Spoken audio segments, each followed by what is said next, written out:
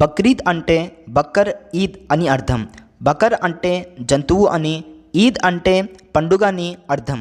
జంతువుని కుర్బానీ దానం ఇచ్చే పండుగ కాబట్టి దీనిని ఈదుల్ కుర్బానీ అని కూడా అంటారు. హిజ్రీ అంటే వలసపోవడం అని అర్థం. ముహమ్మద్ ప్రవక్త మక్కా నుండి మదీనాకు తరలి వెళ్ళడాన్ని హిజ్రీగా పేర్కొంటారు. ప్రతి ముస్లిం తన జీవిత కాలంలో ఒక్కసారైనా హజ్ యాత్ర చేయాలన్నది ఇస్లాం మత సూత్రాలలో ఇదొకటి. త్యాగ నిరతితో పాటు మనోవాంఛ, స్వార్థం, అసూయ, రాగద్వేషాలను కూడా విడిచిపెట్టి మానవతను వెదజల్లాలన్నదే బక్రీద్ పండుగలోని ప్రధాన పరమార్థం దాగి ఉంది. అల్లా ఆదేశం ప్రకారం ఇబ్రాహీం ప్రవక్త తన కుమారుడైన ఇస్మాయిల్ను కుర్బానీ ఇవ్వడానికి తీసుకెళ్లే సాంప్రదాయాన్ని స్మరిస్తూ ప్రపంచంలోని ముస్లింలు ఈ పండుగను జరుపుకుంటారు.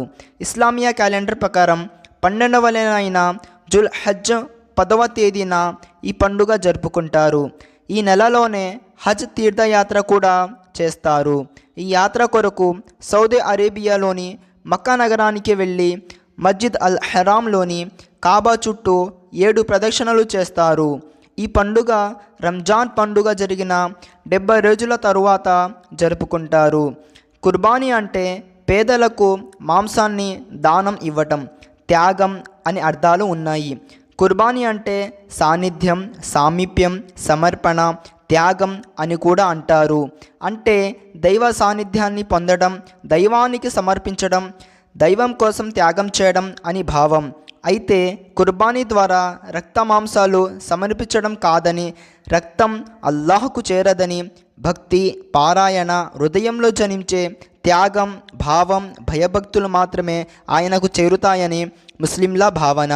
అంతేకాకుండా ప్రాణత్యాగానికైనా వెనుకాడకూడదని అని కుర్బానీ పరమార్థం అని ముస్లిం మత పెద్దలు కొందరు అంటారు. కుర్బానీ మాంసమును ప్రజలకు పంచడం ఈ ఈద్లోని భాగం.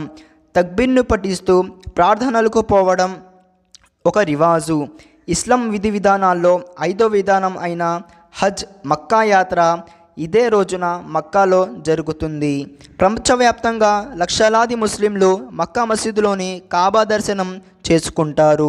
40 రోజుల హజ్ యాత్రలో భాగంగా మక్కా, మదీనాల్లో నమాజు ఆచరిస్తూ సైతానుకు రాళ్లు వేసే ప్రక్రియలో పాల్గొంటూ దైవారాధనలో గడుపుతారు. కుర్బానీ ఇవ్వబడిన మాంసమును 3 భాగులుగా చేసి ఒక భాగము తమ కొరకు ఉంచుకొని, 2వ భాగము చుట్టాలకు గాను, స్నేహితులకు గాను, 3వ భాగము పేదలకు పంచుతారు. నా ఈ వీడియో నచ్చితే లైక్ చేయండి, షేర్ చేయండి, సబ్స్క్రైబ్ చేయడం మాత్రం మర్చిపోకండి.